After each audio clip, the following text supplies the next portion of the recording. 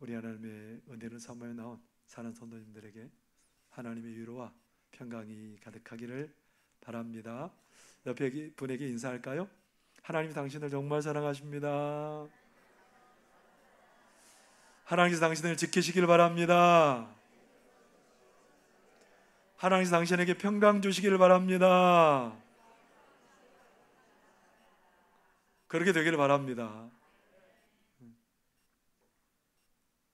여러분, 요즘 현대인들은 조금 불편한 것을 견디기가 참 어려워하는 것 같습니다.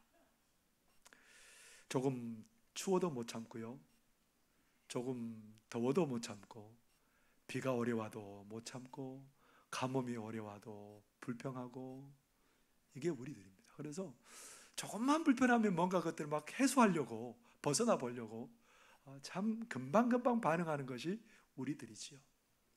최근에 경기도 수원 지역에 새롭게 생긴 아파트에서 이제 좀 민원이 있었습니다. 소방서가 혐오 시설이냐, 그런 얘기가 이제 그들 때문에, 그들의 민원 때문에 소방 시설이 혐오 시설이라는 보도가 났었죠. 그 주민들이 그렇게 얘기했다는 거예요. 근데 이건 좀 와전된 얘기고, 사실은 그 사람들이 어떤 민원을 이렇게 제기를 했냐면 119가 막 가다 보면 경광등을 막 번쩍번쩍 이렇게 하고 소리도 막 울리잖아요. 사이렌을 울리고 가니까 그 사람들이 우리는 그런 소리 들으면 괜히 불안해지고 잠도 못 자고 가슴 떨리니까 소리를 줄여주든지, 아니면 사안마다 급하지 않는 거면 좀 그런 것 좀 올리지 말고 그냥 가면 좋겠다. 그렇게 해서 민원이 제기가 되어서 그 아파트 입주민 대표하고 소방소장하고 이렇게 서로 대화를 하고, 그런 과정에서 이제 좀 원만하게 대화가 잘 이루어진 것 같습니다. 여러분, 옛날에 여러분 그랬어요? 막 소방 119 차가 막 지나간다고 시끄러, 소리 줄여, 그런 사람 보셨어요? 아니, 소리를 크게 해야 차들이 이게 알고 비키고, 또 얼른 비켜야 위급한 사람 가서 도와준다고 생각하고, 저 사람은 그래도 저렇게 위급한 상황에서 운전해서 가니까 얼마나 고맙냐, 그런 마음들이 많았는데 요즘 어떤 마음이 있어요? 시끄럽대요. 자기가 조금만 불편해도 요즘 못 참아요. 참 많이 이기적이 되었다는 생각이 듭니다. 우리 인생들이 참 많이 이기적이 됐어요. 그러다 보니까 섬긴다라는 얘기는 참 힘든 얘기가 됐습니다. 어떤 어머니가 어렵게 아들을 키웠습니다. 아들이 장가 갔어요. 근데 이 어머니에게 도움을 하나도 안 줘요. 그래서 이 어머니는 임대주택에서 기초생활수급을 받으면서 어렵게 살아갑니다. 그렇게 어려운 상황 속에서도 감사하며 살아가는데 어느 날 아들에게 전화가 왔습니다. 엄마 잘못하면 기초생활수급에서 제외될 수 있습니다. 왜냐하면 제 수입이 너무 많아서 엄마가 기초생활수급을 못 받을 수 있습니다. 엄마가 가만히 생각하니까 괘씸도 하고 서럽기도 하고, 그렇게 돈을 많이 받아서 내 기초생활수급이 떨어진다는데, 그렇게 되면 이 아들 날 지금도 도와주지 않는데 도와주지도 않을 것이고 내가 어떻게 살아야 되냐, 이렇게 고민에 빠져들입니다. 여러분, 부모를 섬기는 거 옛날에 어쩌면 너무너무 자연스러운 일이었습니다. 근데 요즘은 어떻게 됐어요? 부모를 섬기는 것도 굉장히 어려워지고, 점점 시간이 갈수록 그거에 대해서 생각들도 옅어지고 잘 안 되고 그렇습니다. 우리가 사는 이 세상은 누군가를 섬기며 살기보다는 섬김을 받는 데 익숙해요. 오늘 성경에 보면 야고보와 요한이 등장하고 그의 어머니가 등장합니다. 야고보와 요한은 어떤 사람이에요? 예수님의 12제자 중에 두 사람이고 그리고 형제간이에요. 그런데 이 야고보와 요한은 베드로와 함께 가장 중요한 순간이 예수님과 동행했던 사람들이 이 세 사람이에요. 누구죠? 베드로, 야고보, 요한. 야이로의 딸을 살리는데도 이 세 제자만 데리고 갔습니다. 예수님께서 모습이 변화되는 변화산에서도 누구만 데리고 갔어요? 이 세 제자만 데리고 갔습니다. 겟세마네 동산에서 기도할 때도 다른 제자들은 좀 더 멀리 있고 이 세 제자는 예수님 가까이에서 기도하도록 했습니다. 그런데 이 세 제자는 그러니까 적어도 마지막까지 예수님의 마음을 좀 알아줄 줄 알았더니 예수님께서 곧 있으면 예루살렘에 입성해서 십자가 져야 되는데 그렇게 믿었던 야고보와 요한이 자기 엄마를 앞세워서 당신의 나라가 당신이 왕이 되면 우리 두 아들을 하나는 왼쪽에 하나는 오른쪽에 제일 요직에 앉혀주십시오. 청탁을 하는 겁니다. 근데 그들은 누구냐면 그 어머니가 누구냐면 예수님의 이모예요. 마리아의 동생이고 살로메라는 여인인데, 그러니까 예수님과 야고보와 요한은 이종사촌지간이에요. 여러분, 그럴 때 예수님께서 뭐라 그러셨을까요? 세상 사람들이 다 가는 대로 우리도 좀 높은 자리에 앉고 싶습니다. 그렇게 얘기하는 제자들의 모습을 그냥 예수님께서 지나치지 않으세요. 얘들아, 너희들은 세상 사람들이 살아가는 방법과 달라야지. 크고자 하니? 그러면 섬기는 자가 되고, 그리고 너희들이 으뜸이 되고자 하면 종이 되어야 할 것이다. 그렇게 말씀하시면서 내가 이 땅에 온 것은 섬김을 받으러 온 것이 아니고 섬기러 왔고 나의 목숨까지 사람들을 위해서 내어주러 오셨다라고 말씀을 하십니다. 예수님은 섬기는 자로 오셨답니다. 그러면서 그 제자들에게 이 세상의 모습을 진단해서 알려주세요. 마태복음 20장 25절 한번 읽어보겠습니다. 시작. 예수께서 제자들을 불러다가 이르시되 이방인의 집권자들이 그들을 임으로 주관하고 그 고관들이 그들에게 권세를 부리는 줄을 너희가 알거니와. 세상 사람들은 어떤 원리로 살아간대요? 권력을 잡고 힘이 있으면 자기의 욕심을 따라서 백성들을 부리고 억압하고 착취하고 자기의 욕심을 채우고, 섬기기보다는 섬김을 받으려는 게 세상 사람들의 모습이랍니다. 오늘 성경은 온통 그런 얘기예요. 야고보와 요한의 어머니의 세대도 어떤 세대예요? 내가 좀 높이 되고 잘 돼서 섬김받고 누리고, 그게 목적이에요. 그 다음 세대인 이 제자들도 어떻게 하고 있어요? 내가 좀 높아져서 섬김받고 싶습니다, 이 얘기거든요. 우리 인생의 역사는 계속해서 무슨 역사예요? 사람들 억압하고 착취하고 섬김받고, 섬기는 거하고는 거리가 멀어요. 그런데 오늘 예수님께서는 섬김받는 게 너무나 당연하다고 생각하는 세상에서 예수님 안에 있으면 이제는 우리의 생각도 행동도 달라져야 된다는 거예요. 26절 27절 같이 한번 읽어보겠습니다. 시작. 너희 중에는 그렇지 않아야 하나니 너희 중에 누구든지 크고자 하는 자는 너희를 섬기는 자가 되고 너희 중에 누구든지 으뜸이 되고자 하는 자는 너희의 종이 되어야 하리라. 여러분, 전혀 다른 얘기를 하고 있습니다. 그러면서 예수님 뭐라고 말씀하세요? 28절 한번 읽어보겠습니다. 시작. 인자가 온 것은 섬김을 받으라 함이 아니라 도리어 섬기려 하고 자기 목숨을 많은 사람의 대속물로 주려 함이라. 우리 예수님께서 섬기러 오셨답니다. 가장 귀한 목숨까지 주러 오셨답니다. 여러분, 이 말이 얼마나 화려해요. 얼마나 듣기에 좋아요. 그런데 예수님은 말만 잘하셨을까요? 우리는 말 잘해요, 그죠? 여러분, 내가 가만히 생각해도 말 잘하는 것 같아요. 우리들 스스로 생각하면 우리 말 참 잘하잖아요. 근데 말이 화려한 만큼이나 우리 행동도 그렇게 돼요? 근데 우리 예수님 오늘 보세요. 예수님께서 이렇게 귀한 말씀 하셨습니다. 근데 예수님은 그 말만 하시는 분이 아니에요. 예수님은 실체는 옮기세요.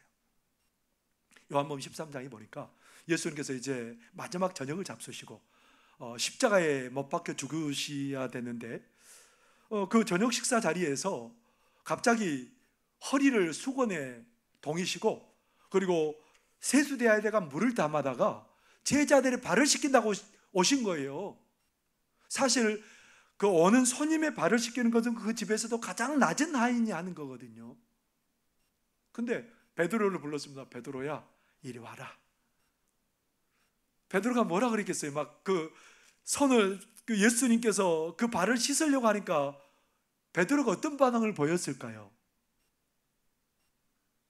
요한복음 13장 8절에 보면 베드로가 이렇게 반응합니다. 베드로가 이르되 내 발을 절대로 씻지 못하시리이다.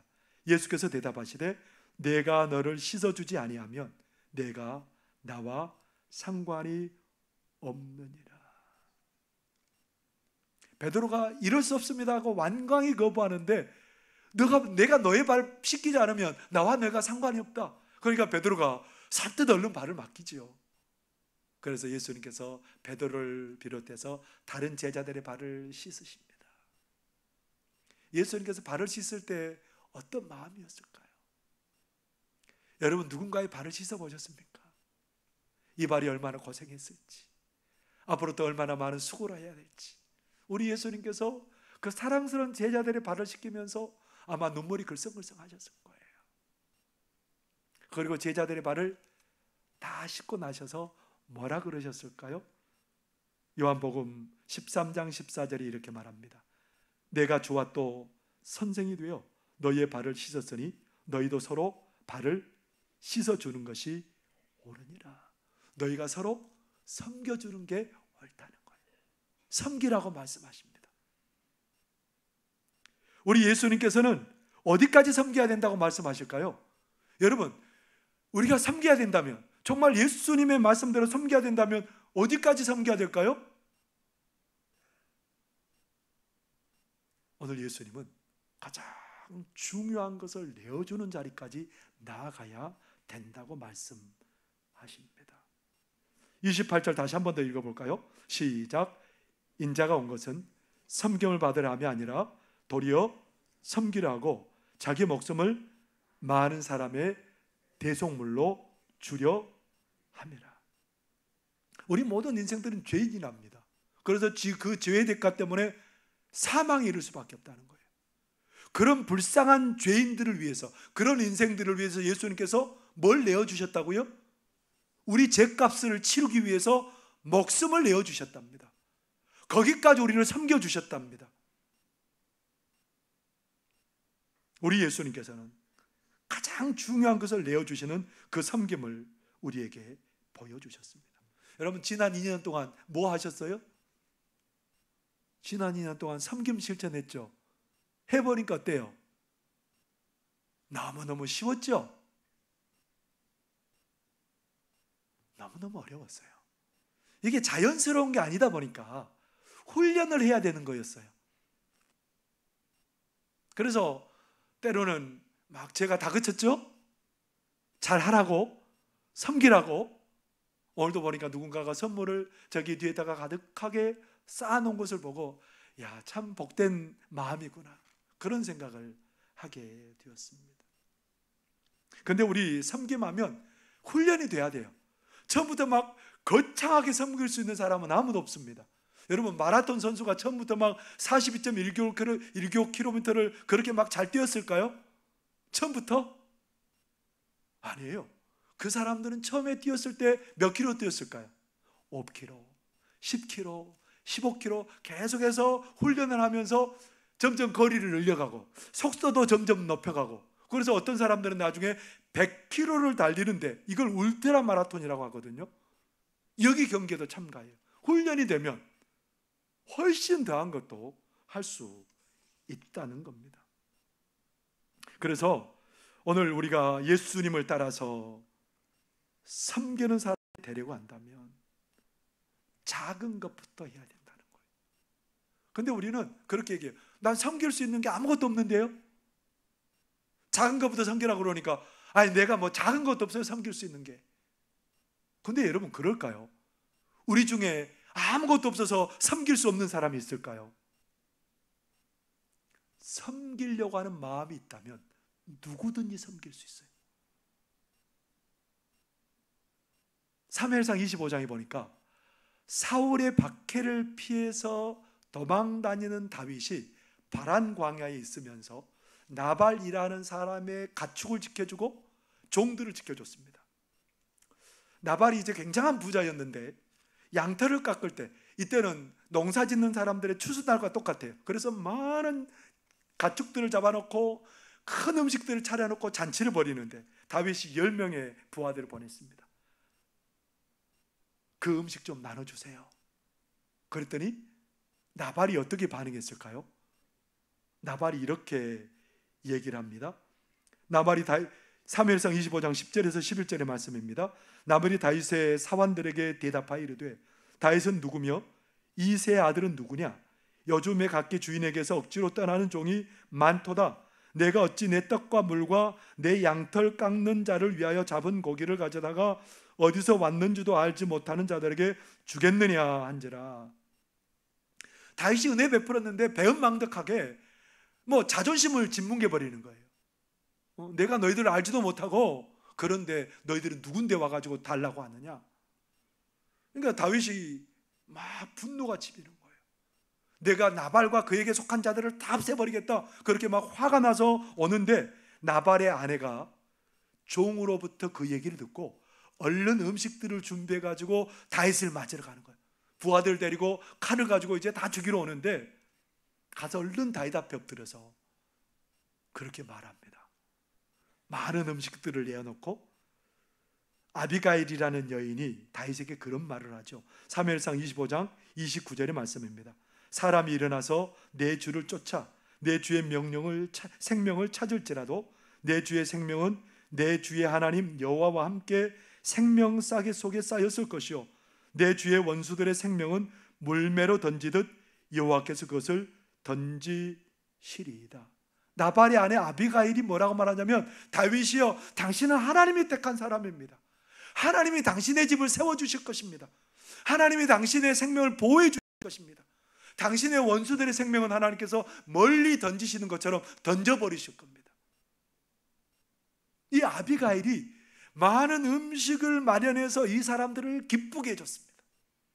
근데 더 다윗의 마음에 감격을 주고 울림을 주었던 것은 음식이 아니고 이 아비가일의 말이에요. 아비가일의 마음에 뭐가 있었어요?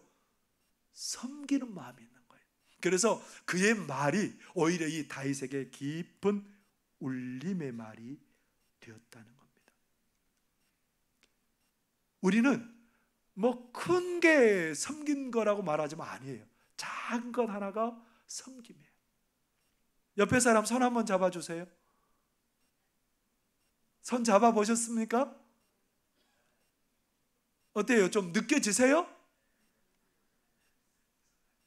아이고, 손을 잡았더니 그냥 잡으라 그러니까 마지못해서. 근데 어떤 사람은 손을 잡으면서 하나님, 저분을 내가 사랑해요, 축복해 주세요.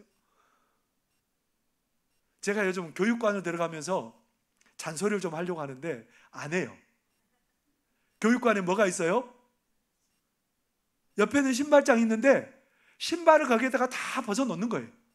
왜 신발을 그 옆에다 벗어놓을까요? 아니, 편하니까 벗어놓죠. 다른 사람은 안중에도 없어요. 다른 사람은 신발이 막 그 앞에 쌓여가지고 불편한데 자기는 편하니까 거기다 신발 벗어놓고 와요. 근데 제가 잔소리하고 싶어도 잔소리 안 해요. 목사님 잔소리쟁이 그럴까 봐. 여러분, 신발 하나 그렇게 넣어 놓는 것도 얼마나 여러분 섬김인 줄 아세요? 그거 작은 거지만 그 마음이 다른 거예요. 내가 그 신발 하나 넣어줌으로 그 오는 사람이 편하게 그 신발을 벗고 그렇게 할 수 있잖아요. 어떤 교육자가 있었습니다. 이 교육자가 아침에 제일 먼저 옵니다. 제일 먼저 오는데 차를 주차하는데 어디다 주차할까요? 이 여름에는 어떤 곳이 좋죠? 그늘진 곳. 그러면 이 교역자가 어디에다가 차를 주차했을까요? 제일 먼저 왔습니다. 어디다가 했을까요? 당연하게 그늘이 있고 좋은 곳에 주차를 했겠지 싶죠? 근데 이분이 누구도 대기 싫어하는, 누구도 불편하게 생각하는 그 장소에다가 차를 주차합니다. 뭐가 있는 거예요? 그분의 마음에는 섬기려고 하는 마음이 있는 거예요. 주님의 마음이 있는 거예요. 너무 지극히 사소하고 작은 일이지만 이분의 태도를 보면서 야, 참 멋있다. 너무 작은 일 같지만, 사소하게 지나칠 일 같지만 그의 마음에는 뭐가 있는 거예요? 섬김 있는 모습이었기 때문에 그 사소한 행동 하나가 굉장히 마음을 울리게 했습니다. 여러분, 마음 먹으면 내가 어떤 환경 속에서도 사람을 섬길 수 있다는 겁니다. 중국의 허베이성에 한 사람이 있었습니다. 이 사람이 태어나면서 한쪽 왼쪽 눈이 선천성 백내장으로 안 보이는 거예요. 한 눈으로 살아가는데 어느 날 일을 하다가 돌이 오른쪽 눈에 튀어가지고 오른쪽 눈도 안 보이게 됐습니다. 완전히 시각장애인이 된 거예요. 어떻게 살아가야 되죠? 근데 그 동네에 자기가 어렸을 때부터 함께 자란 중마고우가 있는데 이 친구가 살 때 전기줄을 잡아서 감전돼 가지고 두 팔이 없어요. 그래서 이 두 친구가 의기투합해서 서로 섬기기로 한 겁니다. 국가에서 땅을 좀 빌려 가지고 나무를 심기로 한 겁니다. 한 사람은 뭐가 없어요? 눈이 안 보여요. 한 사람은 뭐가 없어요? 팔이 없어요. 근데 그 두 장애를 가진 사람들이 국가에서 땅을 빌려다가 나무를 심기 시작하는데 여러분, 어땠을까요? 잘 됐을까요? 어렵게 서로를 섬겨가면서 한 그루 한 그루 나무를 심습니다. 이 사실이 지역 당국에 알려지고, 그래서 지역에서 이 사람들을 후원도 해주고 경제적인 어려움에서 벗어났습니다. 그리고 그 지역에 살아가는 주민들도 비난하고 그랬는데 나중에는 그들이 심은 나무가 점점 푸르러지니까 막 너무너무 좋아가지고 그들도 함께 도와서 그 지역을 잘 그렇게 푸르게 만들게 되었답니다. 여러분, 두 눈이 안 보이는데 누구를 섬길 수 있겠습니까? 양팔이 없는데 누구를 섬길 수 있겠습니까? 근데 마음만 있으면 두 눈이 안 보여도 섬길 수 있다는 거예요. 마음이 있으면 양팔이 없어도 섬기는 가운데로 나아갈 수 있다는 겁니다. 섬길 수 있는 것이 없는 사람은 없어요. 모두가 다 섬길 수 있는 것이 있습니다. 그래서 오늘 예수님께서 우리를 섬김의 자리에 부르십니다. 작은 섬김으로 시작해서 큰 섬김으로 나아가라고 우리에게 말씀하시죠. 섬김은 뭐가 중요해요? 방향이 중요해요. 방향. 우리는 보통 섬김하면 내 입장에서 해요. 그런데 오늘 예수님은 철저히 누구 중심의 섬김을 해요? 섬김 받아야 될 사람을 생각해요. 28절 다시 한번 읽어볼까요? 시작. 인자가 온 것은 섬김을 받으려 함이 아니라 도리어 섬기려 하고 자기 목숨을 많은 사람의 대속물로 주려 함이니라. 여러분, 예수님은 뭘 할 수도 있어요? 배고픈 사람에게 먹을 것을 줄 수도 있어요. 오병이어의 기적을 일으키셨거든요. 병든 사람의 병을 어떻게 할 수도 있어요? 언제든지 고쳐줄 수도 있어요. 귀신 들린 사람은 어떻게 할 수 있어요? 자유케 할 수 있어요. 근데 예수님께서 내가 섬기러 왔다 말씀하시면서 내가 양식 줄 거야 그렇게 말씀하셨어요? 내가 병을 다 고쳐줄게 그렇게 말씀하셨어요? 뭐라고 말씀하세요? 내 생명을 주러 왔다는 거예요. 왜 생명을 주러 왔을까요? 모든 인생들은 죄에서 벗어날 수 없는 거예요. 모든 인생들은 모든 것들이 다 있어도 그 죄에서 벗어나지 못하면 허사예요. 소용이 없는 거예요. 그래서 예수님께서 어떻게 하셨어요? 내가 그 죄를 대신해서 그에게 생명을 주고, 내가 죽음으로 생명을 주어서 그에게 가장 중요한 것을 누리게 하시려고 오셨다는 겁니다.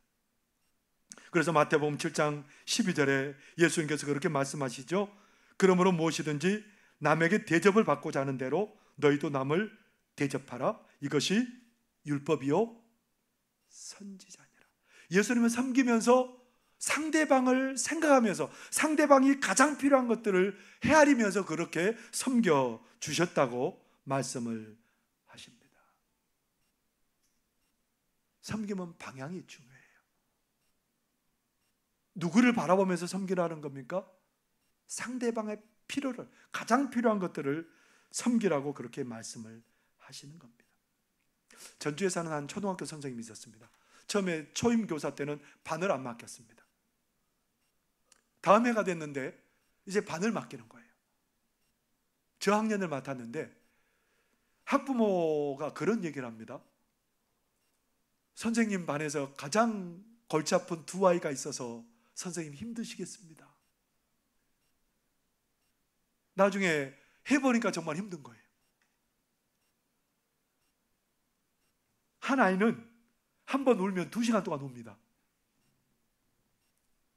이제 반을 맡아서 하는데 이 아이가 다른 아이들이 막 배려하고 같이 친하게 놀아주려고 하는데 절대 안 어울립니다. 어느 날 이 아이가 없어졌어요. 선생님 막 찾아 헤매는데 울음소리가 나는 곳에 가보니까 이 아이가 울고 있는 거예요. 선생님 왔으면 울고 있어도 어떻게 해야 돼요? 선생님이 오면 울고 있다가도 선생님 왔으니까 뚝 굳혀야 되잖아요. 근데 막 선생님 왔는데 계속 막 울고 있는 거예요. 그래서 선생님이 포기하고 싶어요. 근데 질문을 하기 시작해요.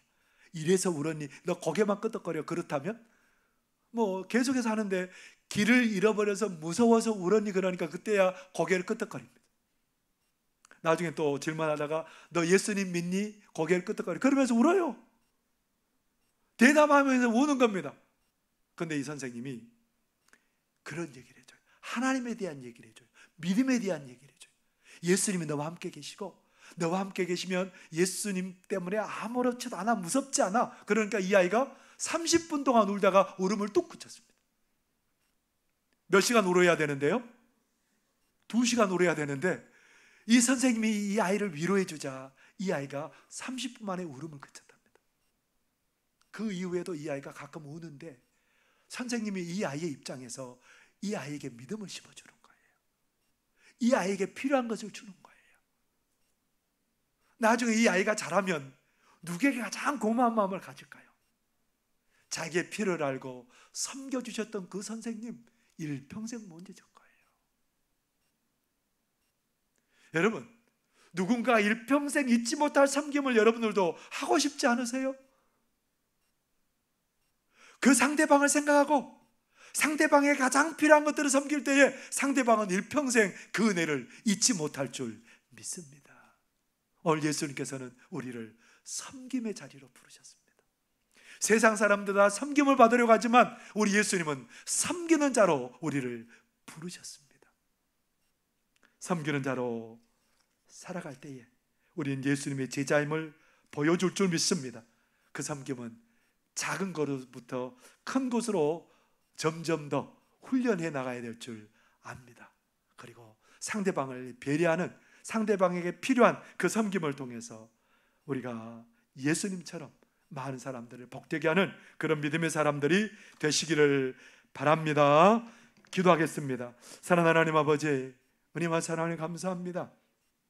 우리 주님, 우리에게 오셔서 섬기러 오셨고 섬김의 원을 보여주시고, 그래서 예수님을 만나는 자들마다 큰 은혜와 복을 누리게 하신 줄 믿습니다.